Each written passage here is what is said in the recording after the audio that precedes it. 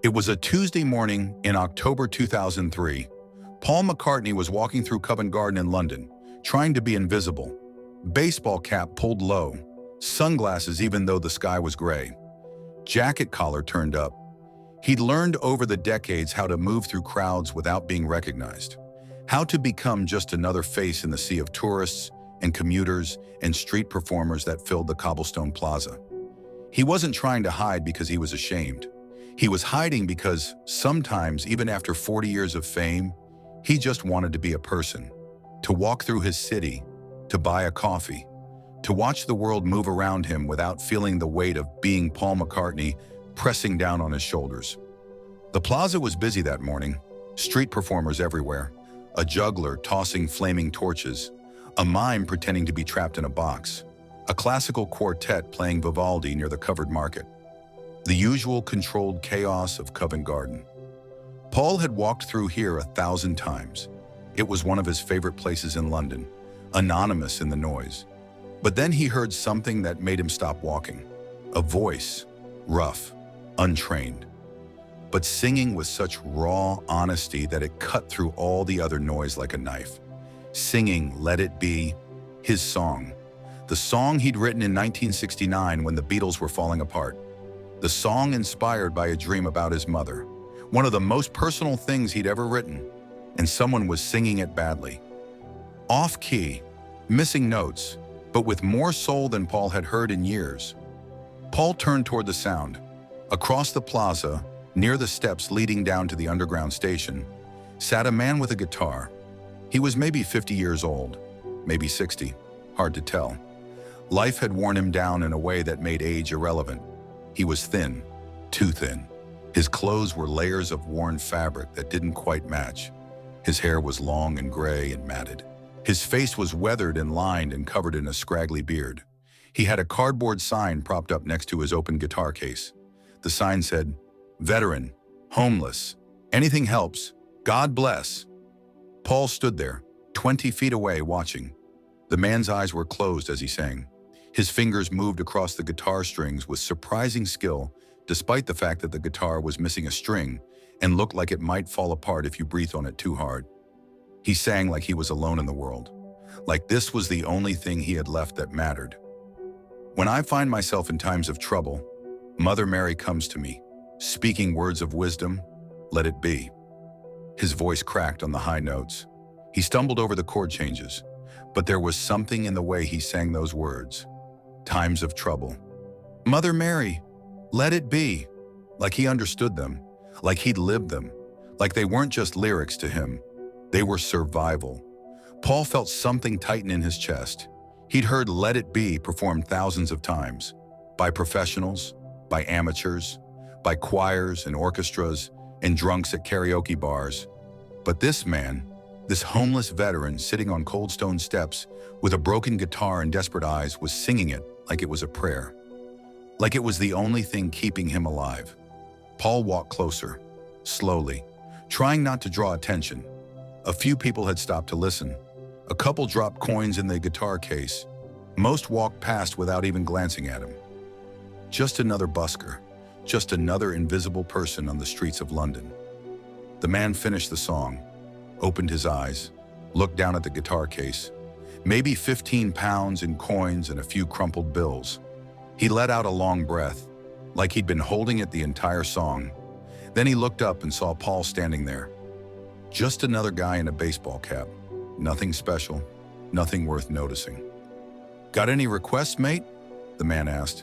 His voice was hoarse, tired, British accent. "Working class. Play anything for £1." Paul didn't answer right away.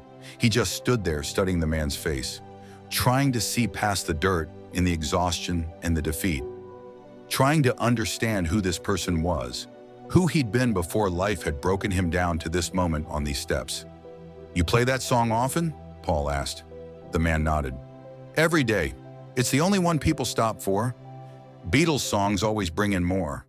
People love the Beatles."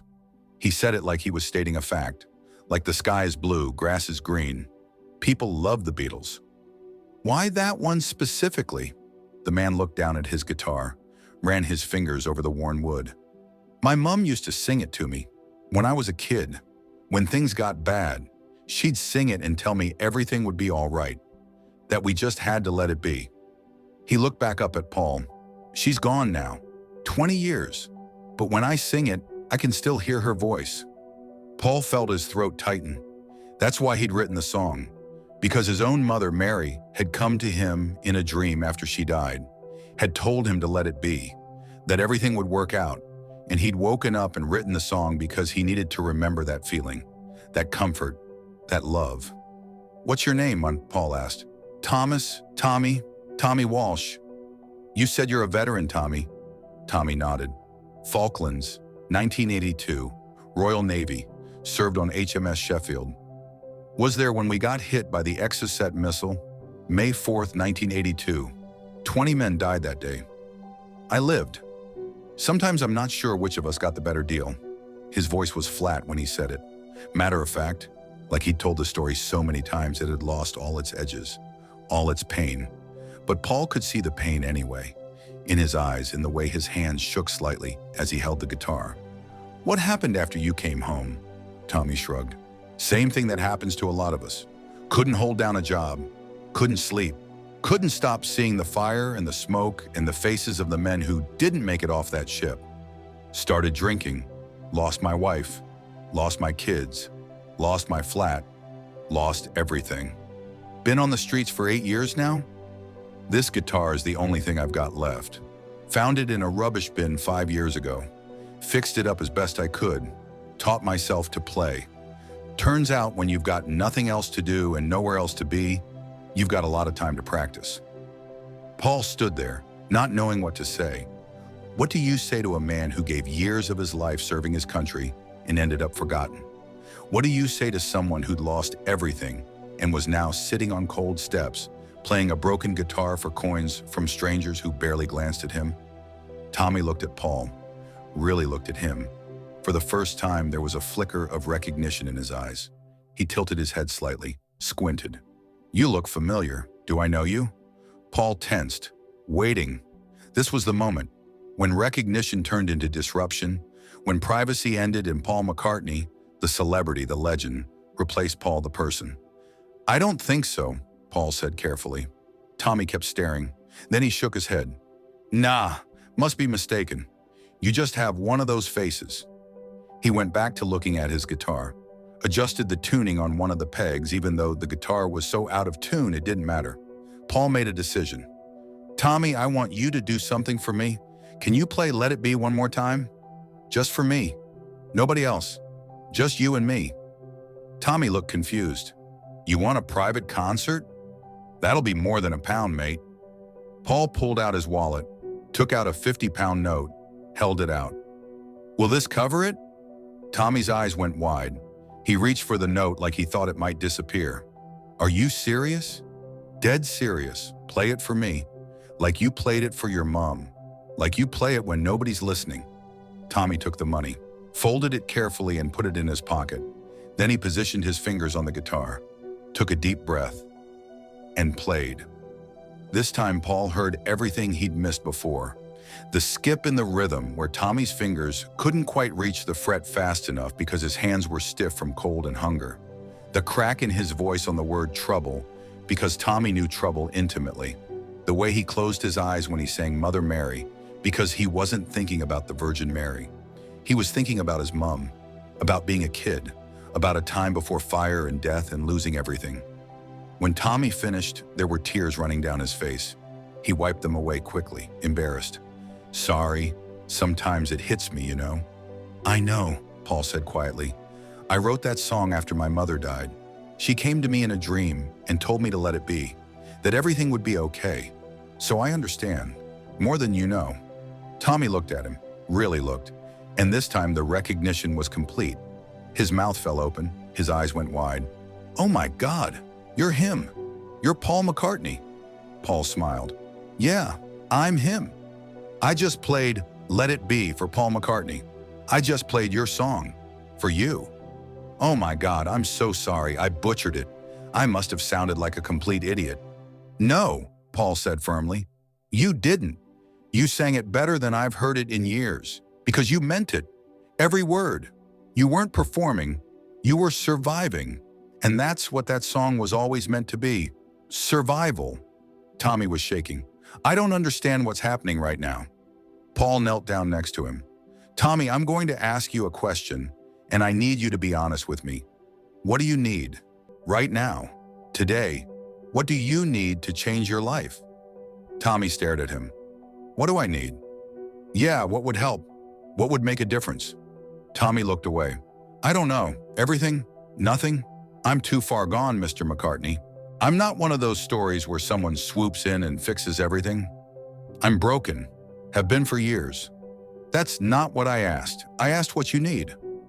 Tommy was quiet for a long time. Then so quietly Paul almost didn't hear it. He said, a place to sleep. A real bed. Not a doorway or a shelter where someone might steal my guitar while I'm asleep. Just one night in a real bed. That's all I need. Just to remember what it feels like to be human. Paul nodded. Okay, let's start there. He pulled out his phone, made a call, spoke quietly for a few minutes while Tommy watched, confused and scared and hopeful all at once. When Paul hung up, he said, there's a hotel 2 blocks from here, the Strand Palace. I've booked you a room for a month, paid in advance. You go there right now, you tell them your name, they'll give you a key. Room has a bed, a shower, a TV, everything you need. Tommy's hands started shaking so badly he almost dropped his guitar. A month? You booked me a hotel for a month. That's just the start. Tomorrow morning you're going to get a phone call from a woman named Sarah. She works with a charity that helps veterans. She's going to help you sort out benefits, medical care, job training, whatever you need. I've already talked to her. She's expecting your call. Why are you doing this? Paul looked at him. Because you served your country. Because you survived when 20 of your mates didn't. Because you've been living on streets for 8 years and nobody helped you. Because you sing my song like you understand what it means. Because I can help and you need help. That's why. Tommy started crying. Really crying. Not the quiet tears from before. Full, body-shaking sobs. I don't deserve this. Yes, you do. Every person deserves a chance. Every person deserves dignity. You're a human being, Tommy. You're a veteran. You're a survivor. You deserve so much more than what you've been given. Paul reached for Tommy's guitar, the beaten, broken guitar with the missing string. Can I see this? Tommy handed it over, confused. Paul examined it, turned it over, ran his fingers along the neck. This is a good guitar, or it was. Needs work, new strings, proper tuning, but the bones are good. It's kept me alive, Tommy said. Paul stood up. Come with me. Where? There's a music shop around the corner. Denmark Street. You know it? Yeah, I used to go there. Years ago. Before everything. We're going there now. You're getting a new guitar, a proper one, and lessons if you want them, and anything else you need. Mr. McCartney, you've already done too much. Paul looked at him. Tommy, I've made more money than I know what to do with. I've had every opportunity a person could have. I've been blessed beyond measure, and you've been forgotten. That's not right. That's not fair. So let me do this, not because you need charity, but because you deserve it. Because you're a veteran and a musician and a human being who fell through the cracks, and because I can help, so please, let me help. Tommy stood up. His legs were shaky. He looked like he might collapse. But he stood, and he nodded. Okay. Yeah. Okay. They walked together to Denmark Street. Paul kept his cap pulled low, but a few people recognized him anyway. They stared, took pictures, but nobody approached. Maybe because Paul was walking with a homeless man. Maybe because the way Paul was walking, with purpose and determination, made it clear he wasn't stopping for anyone. At the music shop, Paul bought Tommy a Martin acoustic guitar, a good one, 1,500 pounds. Then he bought him a case, spare strings, a tuner, a lesson book. When the shop owner realized who was buying all this, he tried to give Paul a discount. Paul refused, paid full price, then tipped the staff 200 pounds. They walked back to Covent Garden. Tommy was carrying his new guitar like it was made of glass. like he was afraid it might break or disappear. Paul walked him to the hotel, waited while Tommy checked in. The hotel staff looked at Tommy's appearance and hesitated until they saw Paul standing there. Then they smiled and handed over the key without question. Paul walked Tommy up to the room, opened the door. Let Tommy see it. The clean white sheets, the bathroom with the shower, the TV, the window overlooking the street. Tommy stood in the doorway and cried. "I forgot what this felt like," he whispered. "I forgot what it felt like to be a person." Paul put his hand on Tommy's shoulder. "You've always been a person, Tommy. The world just forgot. But I'm not going to forget. Sarah's not going to forget. You're not invisible anymore. Not to us." Paul left his phone number, told Tommy to call if he needed anything at all. Then he left, walked back out into the gray London afternoon, pulled his cap low again, disappeared back into the crowd. Tommy Walsh stood in that hotel room for an hour, just stood there, looking at the bed, the shower, the guitar, not believing any of it was real, afraid that if he touched anything, it would all disappear and he'd wake up back on the cold steps. But it was real. The next morning, Sarah called. Within a week, Tommy was enrolled in a program for homeless veterans. Within a month, he had a small flat. Within 6 months, he had a part-time job at a music shop on Denmark Street, the same shop where Paul had bought him the guitar. The owner remembered him, offered him work, helping customers, teaching basic guitar lessons. Not much money, but enough. Combined with his veteran benefits that Sarah helped him apply for, it was enough to live. 2 years later, Tommy Walsh released an album. Just a small independent release. Covers of Beatles songs and a few originals. He called it Let It Be. The cover was a photo of him sitting on the steps at Covent Garden with his old broken guitar. The dedication read, "For Paul McCartney, who reminded me what it means to be human, and for my mum, who never stopped singing." Paul bought a copy, listened to it in his home studio, and cried. Tommy never became famous, never had a hit, never played stadiums, but he played small venues around London. Coffee shops, pubs, street corners on nice days. He was sober. He had a home. He had purpose. He was alive in a way he hadn't been in years. And every time he played Let It Be, he thought about that October morning. When Paul McCartney stopped to listen, when the world just for one moment saw him, really saw him, and reminded him that he mattered. Paul McCartney never talked about it publicly, never mentioned Tommy in interviews, never used it for publicity. It wasn't about that. It was about a man who needed help and another man who could give it. Simple as that. But Tommy told the story to anyone who would listen, not to brag, not to name drop, but to show people that kindness still exists. That even when you're invisible, even when the world has forgotten you, someone might stop, someone might see you, someone might help. Years later, a journalist tracked down the story. Asked Paul about it. Paul just shrugged. Tommy was living on the streets. He's a veteran. He served his country. I had the means to help. What else was I supposed to do? Walk past him? Pretend I didn't see?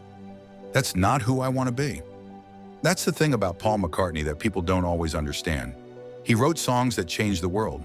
He played stadiums in front of millions. He's a living legend. But at his core, he's a guy from Liverpool who understands what it's like to struggle, what it's like to need help, what it's like to be human.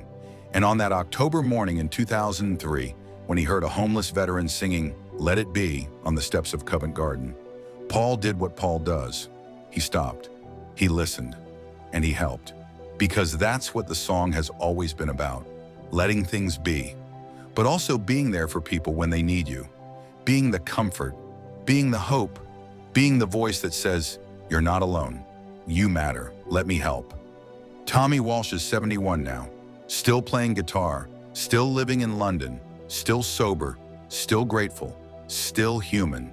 And somewhere in his flat, hanging on the wall next to his Martin guitar, is that old broken guitar from the streets. He'll never play it again, but he'll never throw it away, because that guitar was there when he had nothing, when he was invisible, when the world had forgotten him, And that guitar was there the day Paul McCartney remembered.